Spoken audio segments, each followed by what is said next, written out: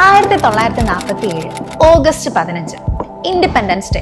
നമുക്ക് എല്ലാവർക്കും അറിയാം, നമ്മുടെ ഇന്ത്യക്ക് സ്വാതന്ത്ര്യം കിട്ടിയ ദിവസം. 1950 ജാനുവരി 26 നമ്മുടെ ഇന്ത്യ റിപ്പബ്ലിക് ആയ ദിവസം.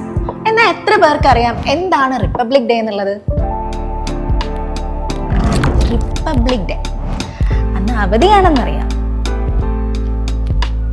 ടിവിയില് പരേഡ് കാണാറുണ്ട്, പ്രധാനമന്ത്രിയുടെ പ്രസംഗം കേൾക്കാറുണ്ട്, ഫ്ലാഗ് ഹോസ്റ്റ് ചെയ്യുന്നതും കാണാം. റിപ്പബ്ലിക് ഡേ എന്നറിയാം, പക്ഷെ റിപ്പബ്ലിക് എന്താണെന്നറിയില്ല. 1947 ഇന്ത്യക്ക് സ്വാതന്ത്ര്യം കിട്ടിയെന്നുണ്ടെങ്കിലും നമ്മൾ ഇന്ന് അനുഭവിക്കുന്ന ഈ റൈറ്റ്സും ഫ്രീഡവും ഒക്കെ നമുക്ക് എൻജോയ് ചെയ്യാൻ സാധിക്കുന്നത് ഇന്ത്യൻ കോൺസ്റ്റിറ്റ്യൂഷൻ നിലവിൽ വന്നതോട് കൂടിയിട്ടാണ്.